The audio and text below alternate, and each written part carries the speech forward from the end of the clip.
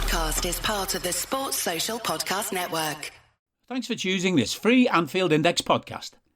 If you'd prefer to listen to this or any of our other shows without adverts, then now's the time to check out Anfield Index Pro.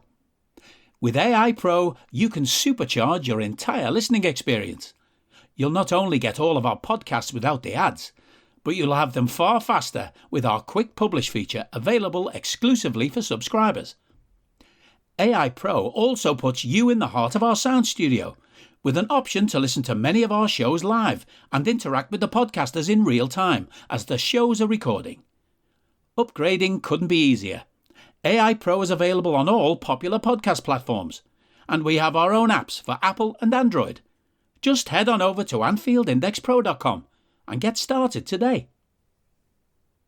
Hello and welcome to another episode of Scouser Tommies on Anfield Index and Anfield Index Pro. And if you're listening on Anfield Index Pro, just sit back and enjoy the rest of the show. If you're listening away from Anfield Index Pro, then maybe you don't like ads, maybe you don't like the podcast being cut short. We're sorry about that. It's something that we feel a need to do. But what we'd much rather have is if you can find the equivalent of maybe a cup of coffee or so. I mean, probably less these days, looking at the price of coffee I've seen in some shops lately. You can subscribe to Anfield Index Pro, and not only do you get all our podcasts uninterrupted by ads, full-length versions, all the rest of it, a lot of podcasts, you get access to Discord where there's a chance to talk with other fans, other LFC fans about stuff going on with the Reds and not with the Reds, and what I think is one of the most welcoming places in on the internet, if you like, because you've not got fans of other clubs trolling you and all the rest of it. And everyone gets on really well in there, I find. And there's loads of people offering advice if you want it and in all kinds of ways. So it's a great community, as you may expect from Anfield Index, though, because all those other podcasts are as you know, are hosted and attended by some great people. And one of those is Jay, who I'm with today, of course, Jay Reid. Jay, last time we did a podcast, we were all excited. We had 4 trophies on the horizon. One of these unprecedented quadruples or whatever they say.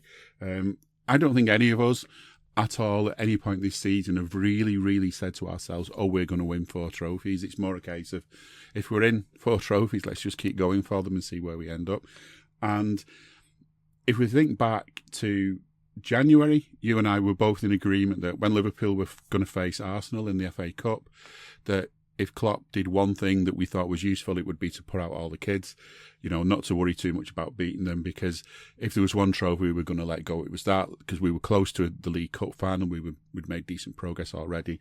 Let's just go for the League Cup, keep on fighting in Europe, and go for the league. And as it was, we beat Arsenal, and as it was, we've had to use the kids anyway. But it hurt, I would say, straight after the game. I mean, I didn't even see it. I was travelling at the time. But to lose against the Mancs 4-3, to me, the hurt is more about losing against them, because you just hate losing against them. Between them and the Bitters, you just don't want to lose those games, regardless of what it means in the greater context. We lost, but it's only the FA Cup. And my disappointment kind of, I don't know, maybe by being away from things, I was away all week and I didn't really pay not much attention to the media and stuff, so I didn't hear too much about it. I wasn't that bothered, all in all. I was just disappointed because I kept hearing the scorelines and thinking how great would it be just to beat them. But really, it would have been, I don't know, I mean, maybe I'm rambling a little bit here, but in the greater scheme of things, I think if we're going to have to duck out of one trophy, my views aren't any different to what they were in January. That was the one to duck out of, and we've lost. We move on. I mean, they were celebrating it like it was the best achievements ever, like they just landed a man on Mars or something in the process of beating us. But I'm sure they loved it, especially after we beat them 7-0 not that long ago, and especially the way they celebrated the 0-0 they played for at Anfield. I'm genuinely, as always, disappointed to lose against them. They're a big rival, but in the grand scheme of things, as I said, let them win it, because it's just nothing compared to what we're on at the moment. How the mighty have fallen. that was basically their cup final. Yeah. That the other weekend, and I think it shows the reaction from the media and the United faithful, online, offline, national press, and all that business of how big a result that was to beat us in the FA Cup quarter final at Old Trafford. I don't think they'll win the cup because Man City is still in it, and anything that Man City are in the favourites for. Yeah. And yes, United got the favourable draw in getting Coventry in the semi-final, and it'd be probably funnily ironic if they actually struggled and went out to Coventry on pens or something like that, which would be a huge reality check. But we can dream. But even if they do, I don't think they'll get past City in the final. Or even Chelsea for that matter. Chelsea have got to sort of break this final hoodoo if they actually get past City and get there in the FA Cup. So, whoever United do face, if they get there, it's not going to be easy. And I think the most disappointing thing was we had that game well under control. It was evident the first 15, 20 minutes how much it meant to them. And, we were under the cosh, we were 1-0 down, whatever. But we found a way, as we've often done this season, to get back in games and go in, fortunately, with our noses in front of the break. And then we come out and we dominated for about 25 minutes. And it actually felt, similar to that game when we beat them 5-0 in their own backyard and they were all getting off at half time, where it was a training session in the second half and we were toying with them. And I remember actually, saying to me, mate, we need to put a chance away. We need to make this 3-1 and kill them. Yeah. Because they are going to get something. They are going to come in the last 10 minutes and, they threw everything at it. We probably could have lost in the 90, which arguably would have just been a better way to go out and just accept the fact that, they done us. But, to go into extra time and then again go back in front and again control and then again, get so complacent. Maybe, the reality of we've had so much football and so much, going on in our football scheme of trying to juggle so many competitions, trying to juggle so many injuries, that it was just probably one game too many mentally and physically. And never before, if you wanted an international break in football, never before as a Liverpool fan said the words, I'm glad it's international football now for a week or so, just to sort of press the reset button. And, the night of the game, it hurt because the man of the defeat and who the defeat was to, as you say, there's losing to United and Everton, and then there's losing to everyone else. And, losing to everyone else, just like, these things happen. But losing to United or Everton does hurt, and you'd been forgiven for thinking that Everton had got through to an FA Cup semi-final when you go into work the next day and all the Blues are very chipped at the fact that you've gone out to the Cup semi-final when they, could only dream of getting that far in the Cup competition. They won their Cup final, didn't they, when Man United beat us, basically?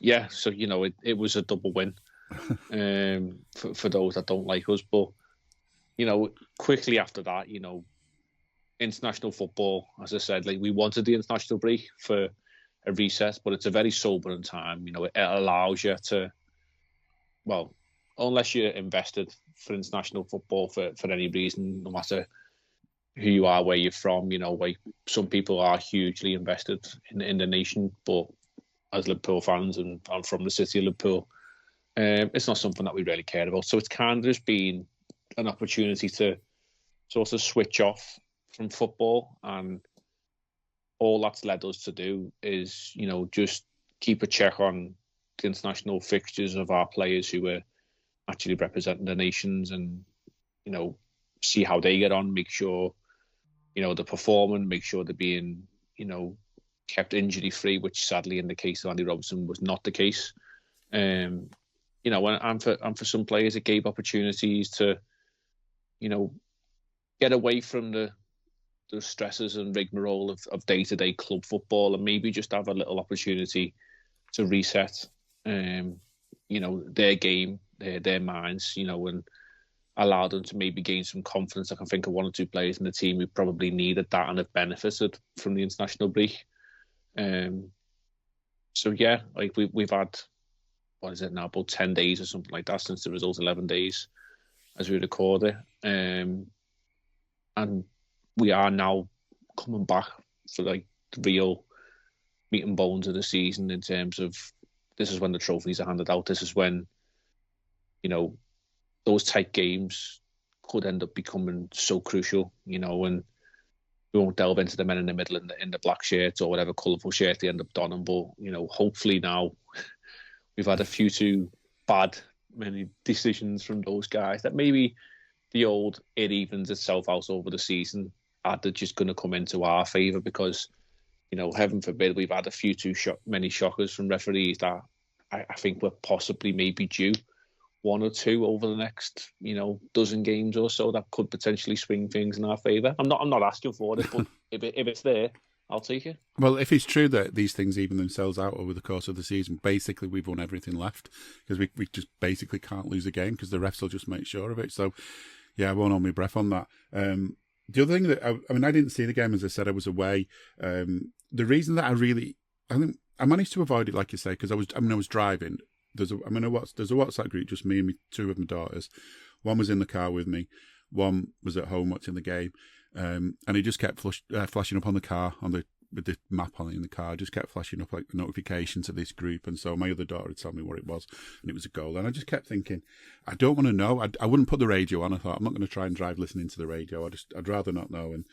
And I was just getting these sort of updates via knowing that this WhatsApp notification had come up. And I kind of knew each time which way round it was going to be. I'm not psychic. I just think I've got used to it down the years. But the thing I was thinking about, even watching it, was that our problem this season, time and again, has been, and we've got away with it. We've got away with it far too many times in a way, in a good way, but we're not sort of getting the cushion that we need, that we could get. So we might be a goal ahead, loads of possession, you know, got them under the cosh, but we're not capitalising on it, you know, and then the game might end 2-1 or something.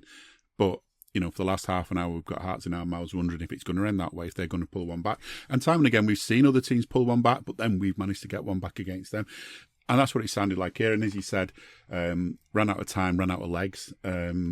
Eventually, you know, it was going to tell. I mean, I can't even imagine we were in a good state to even take pens at that stage. And as I said, I've not watched it. The reason I was sort of kicking off about how big it was for them, again, I hadn't seen the game. I went in, we were away, and there's a pub we sometimes go to for breakfast, save paying better value for money than the hotel breakfast kind of thing.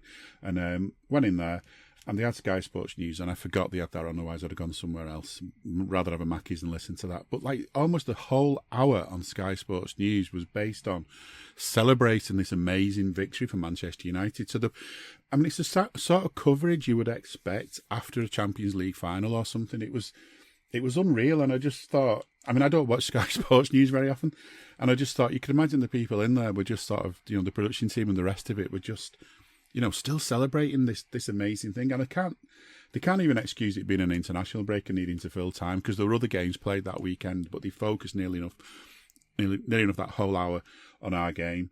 I managed to zone out of it in the end, I think, but I just thought, you're just taking it too far here. But I think you're right. I mean, I think without seeing it, so all of this is based on me not seeing it, it just sounded like a game where we gave everything we could. We kept fighting. We could have done with turning that sort of control and possession and all the rest of it into an extra goal just to give us that cushion. Because I think once you've got that extra cushion, it changes things. It changes the attitude of your opponent. It silences the crowd as well. You know, it takes away a little bit of hope for them. And at times this season, I've been disappointed in us in games for not doing that enough. And maybe it takes a game like that for you to kind of realise that as a team, that you've got to start making these moments of possession, moments of control count, and get those cushions in the games. Because when you've got that cushion, it makes such a difference. I know it's not quite the same, but when we played in the European game not long before that, we were well ahead from the first leg. But getting that first goal, getting that second goal, any dreams they had of sort of closing the gap on it just went out the window straight away. You know, when we get these games where we score goals close together, you just see other teams melt away. But, you know, injuries have just been such a problem for us this season. And I think you're right when you say that the international break gives us a reset, because not all of our players are playing international games. And I think there's quite a few of them that are going to be back at base now. They've had a bit of time off, bit of treatment. And I hope, you know, in most cases they did listen to, doesn't sound like it, but I would hope that, you know, what Klopp said before the tournament was, think about themselves as well as these international managers. They've got friendlies, a lot of them. So Klopp's not got. He said he can't make their decisions for him. Most of them, we don't even speak the same language, he said. But they want them to be in the best possible shape for the summer. So I hope they don't have to play 2 games of 90 minutes. And as Klopp said, that would be helpful. But it's not in his hands. And it sounds like, with some managers, it was just a case of, I'm picking my best players regardless of what they do for the club. And I hope that, we do come away without too much lasting damage and we've got enough cover for the players that are there. And I just hope the break's made a difference to us. In terms of the game itself, as I think we said we need to about that game, other than we've got them to look forward to soon, haven't we? And I'm sure we can come on to the future fixtures. But again, just another sort of way to underline the importance of that fixture compared to the rest of everything that's going on. They were delighted with the 0-0 in the league against us. I can't see us going there against them in the league, even if a point is enough for us by that stage, which it won't be. But even if a point was massive to us by that stage, there's just no way we're going to go there in the league and try and get a 0-0. And I can't help but think if there were replays, and this, the first FA Cup game was at Anfield, they'd have come to our place trying to get a draw then. And as you said, how the mighty have fallen, and that's what it comes down to me. And I hope that one thing we get out of this is to remember this, and when we go back to play them in a couple of weeks' time, I think we've got them. We can have them over a barrel. I think we can do them easily. And I know, don't just mean we can just turn up and do them, but I think we've got it in us to not just get revenge for that FA Cup game, but just to remind them where they are now. Yeah, I think, as I said before, it was hurtful for a few hours and maybe a day or so, because of who it was, who you lose to. But actually, when you take a step back and you have a look at the broader scheme of things, it could end up being a huge blessing actually going out the FA Cup. Mm-hmm. And there'll be fans, ripping their earphones out now and saying, "What are you doing saying that for? We want to win everything we've got." And yes, I'm all for that. You want to try and win everything you've got, but you can't throw the toys out the pram when you don't quite manage it. No, and of course, no one loves a day out more to Wembley than every other Liverpool fan. I love myself. I've had the pleasure of being there this season, and it's one of the best days out of the season. However you do it, a trip to Wembley is always good, especially even when you come back with the cup as well. That makes it so much sweeter. And I would have loved another opportunity to get down there 2 more times this season. We said earlier on in the year that we don't think it's right that the semi-finals are played at Wembley. It takes away the nostalgia of the final, but we are where we are with the FA and Club Wembley, wanting to pay their, fees and whatever for the people who invest in that sort of thing and whatever. But we are unfortunately out the competition. But when you look at, you mentioned just there the fixture list coming up, it's congested. There's 10 league games to come left in the season between now and what is probably the middle of May. Hopefully 5 Europa League games in that, obviously 2-legged ties in the quarter-final, semi-final and a final to play. And then potentially had you got through another 2 on top of that. So you were looking at, 17 games in what is probably going to be 9 weeks of football. And, we've tried this before. We tried it's impossible. It's never been done to win all 4 trophies that you can enter as a club because it's so hard. And we come so close. We come so close a couple of years ago. And, we fell at the final hurdle because maybe we just didn't have enough left in the tank. And I don't need a VPN. I've got nothing to hide. This is what I used to tell myself before I hooked up with LibertyShield.com. Not only is my home internet now fully encrypted, but I can now access all the websites I want, whenever I want, and do so from absolutely anywhere. As a Liverpool fan, I love to know I can now watch every match, regardless of whether it's on UK TV or not. My Liberty Shield VPN makes sure nothing is blocked and guarantees me super fast streaming speed throughout that match. You can get connected right now with their software package, which includes a 48-hour no-obligation free trial and instant access to their apps for Apple, Android, Fire TV, PC, Mac and Android TV.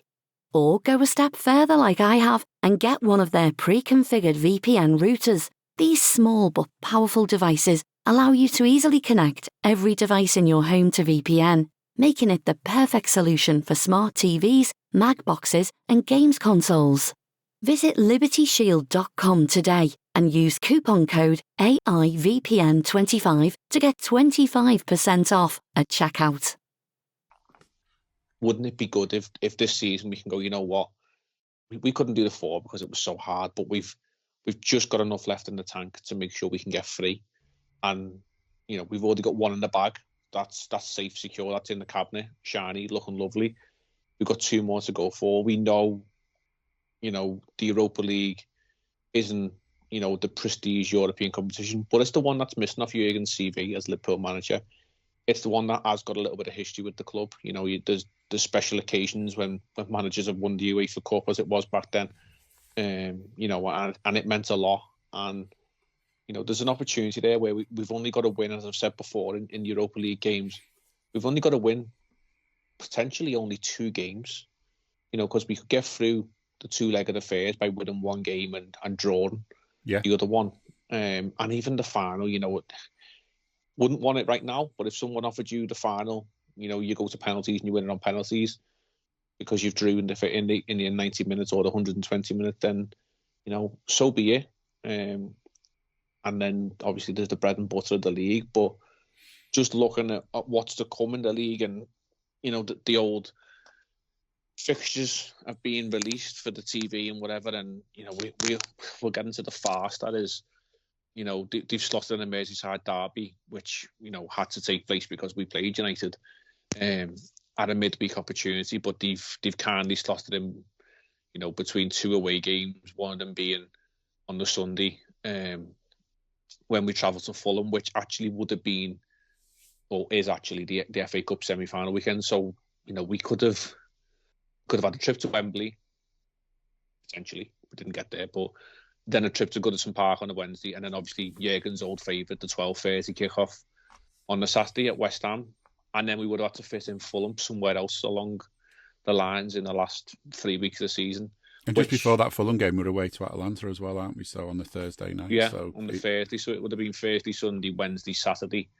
So what's that? 9 days, 4 away trips.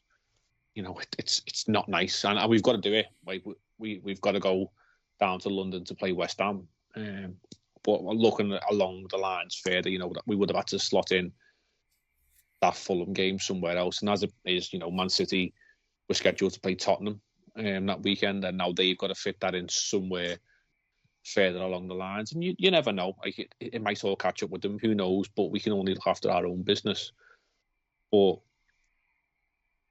it does now become, for me, you'd always think of you take 1 game at a time, but I think now I'm probably looking at things as taking 1 week at a time, because we're literally going to be playing, you know, weekend, midweek now, probably till the end of the season. And it's a case of Klopp doing what Klopp does at the end of seasons and managing his squad, you know, rotating as and when, knowing how to get the best out of his players. And if you look through Klopp's track record over the past few years, I think he's averaging 24 points over the last 4 seasons in his last 10 games, you know, higher than any other manager, higher than Pep, well higher than Arteta. I think he's on road 16 or something like that, you know. So we're just awaiting the Arsenal fall away, which probably will inevitably happen.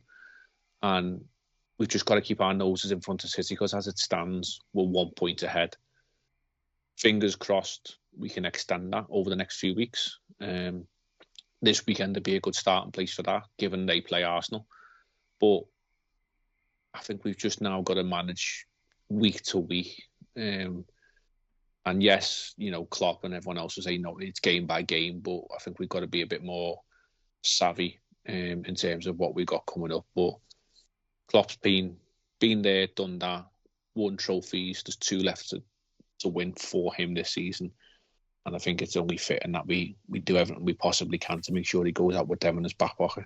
I think what jumps into my head about this as well is, then there's only one way to get into the competition now, which is the first sort of bit of silverware for next season. Charity Shield, Community Shield, whatever you want to call it. when Bill Shankly left Liverpool, he actually did the Charity Shield as manager before Bob Paisley sort of started properly. It was almost like a kind of, scene, he sort of goodbye moment. Like. Yeah. He did that game, then Bob Paisley took over. So I can't see it happening if we did get in the Charity Shield, but it would be pretty nice if Klopp could come back and just do that. Can't see it happening. The modern game wouldn't stand for it. Now, international break. I mean, one thing...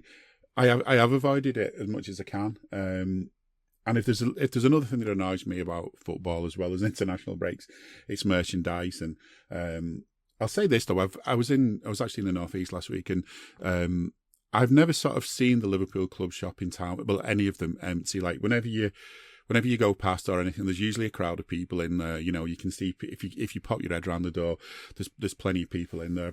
Maybe it's just one of those things. I've never noticed them empty, but there's a Newcastle club shop. Well, it's actually a Castore shop, but it's all Newcastle stuff in there.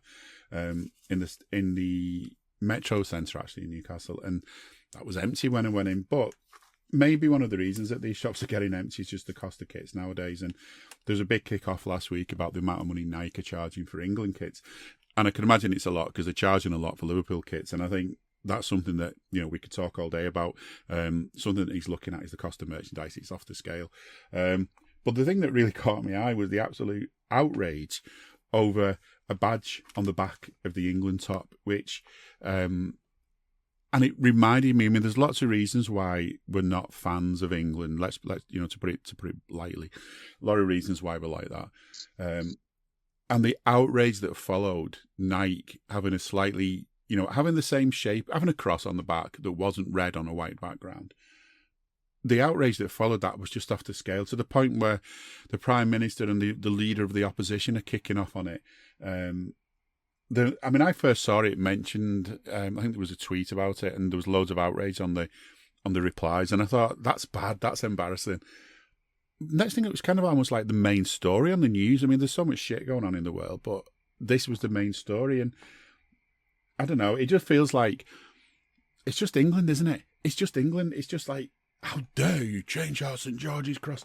It's not even a real country. It's not really a real country, is it? It's not like an international flag like it's the Union Jack, supposedly. So it's just, I don't know. I just thought it was brilliant. And there was never this what it actually reminded me of was, how much it angered so many people, and it was a certain type of people that it angers, and it's the same type of people who get angry by when Liverpool do something. Yeah, is what it actually reminded. If you just took a demographic of the people who were so outraged by the cross being changed, it's the same type of people who were outraged that Liverpool fans booed the national anthem, and they don't know why. Why just do it? Why did you boo the national anthem? Well, there's a reason why. And it's historical, and it's not just because we don't agree with who is the king or the queen at that said time. It's a lot more deep rooted in understanding that, but they're not quite understanding people. They're not educated enough to see, the reality of why it is. And all of a sudden it was because Joe Bloggs said, "Oh look, they've changed the England flag. You shouldn't be happy about that." And all of a sudden, the pitchforks went up, and it was just the same. And I'm not bothered. Like, as we've always said, we're not bothered about England and whatever. They can do whatever they like. Nike aren't going to change it. If anything, Nike are probably like, well, actually, it's just a huge PR scheme in the respect that, yes, some people won't buy the shirt, but then other people will as a protest. So was it maybe just a huge marketing scheme from Nike? Who knows? But either way, it put the shirt, in the main spotlight, rightly or wrongly, and Nike probably benefited from it one way or another. So yeah, it was just laughable that became, as you said, mainstream news when there's so much going on in the world. People were so upset about a flag on the back of a shirt, and I think we've said before that the flag of St. George, England, whatever you want to call it, you don't really see that on Anfield, and there's a reason why, because we have our own flags, and we have our own sort of history and nature within flags, and it's not to do with a symbol of of a nation. It's more to do with, honouring people, legends, people who were involved in the club, whether it's on the field or off the field. And that's how we do flags. And I think we just do it better. Yeah, I mean, by the way, if you are listening to us and you're on the free version, please subscribe if you've got a bit of spare cash. Only because we've got loads more to talk about on this show, which you probably won't hear because it'll get cut off soon. Not just about flags. We're going to get on to, well, there's so much more stuff to talk about, including our neighbours, which are never far away from your mind when you're talking about England, because, E for England, E for Everton, lots of pettiness and stuff like that. I think the other thing about the St George's flag is, for one thing, all those clubs who come along to Anfield with the St George's flag, and it's got sort of, I don't know, some backwater place somewhere down in the south of England, with the name of the little supporters group that they've used. They write that all over the flag. Then they'll stick it. They'll use face paint and stick it on the face. They'll wear a Union Jack or St George's flag under boxer shorts and all the rest of it. I mean, they hardly show that much respect to that flag themselves, and to complain about this. But the other part to it that kind of got to me as well was how easy it was for it all to be blamed on Nike. And I'm sure that if Nike came to Liverpool next summer, or whenever it's going to be, obviously these things are planned way ahead, and I've seen a picture of a possible Liverpool kit, which I'm not pleased about if it's a real one, but we'll wait and see. But if Nike come to Liverpool and say, here's your new home kit, this wonderful blue number we've done for you, it's a bit, sort of navy and royal blue stripes or something, like, if Liverpool go out in that kit as a home kit, that's not because of Nike, that's because of Liverpool not saying do one and get us a proper kit, you idiots. And it's the same with England. They've got all this they've got loads of veto on what comes out, they've got loads of choices, loads of say. Nike aren't going to spend all that money sticking a blue flag on a discoloured flag on the collar of a shirt without going to England first and saying, what do you reckon to this? England have got the ability to say something. It put me in mind of when it was the women's competition and the England goalie shirt wasn't available. Everyone's blaming Nike. I'm pretty sure that England would have been asked, how many of these shirts do you want us to make? How many of these shirts do you think you'll sell? And England have said, don't bother, we'll probably not sell many, and it made them look idiots. But it's much easier to blame Nike, just like this. I'm not saying Nike is sort of blame-free in these things, because they're coming up with the ideas, but, the so-called traditional football people should be then stepping in, who work at places like the FA. Hey guys, it's Eddie Gibbs from Anfield Index here. I hope you're enjoying this podcast, and I'm sorry to call time on the show before it ends. In the current climate, it's tougher than ever before to offer podcasts for free. At Anfield Index, we produce over 75 free shows every month, which I'm confident is unparalleled in the LFC sphere. Whilst we'd love to offer everything for free, the production costs now make this impossible. That said, we don't want to follow the model of other channels and lock all of our content behind a paywall. So what we've decided to do is to continue offering every show for free, but cut that offering to 30 minutes on our longer shows. So to get all of our shows in full, and enjoy the best of everything we have to offer, we really hope you'll consider supporting the channel and signing up at AnfieldIndexPro.com. For about the price of one cup of coffee, you'll get every podcast in full with 0 ads. You'll also get access to our LFC VIP community, where you can enjoy live podcasts, engage with our podcasters, and chat with other Reds in real time. So that website again, AnfieldIndexPro.com. Join today. Sports Social Podcast Network.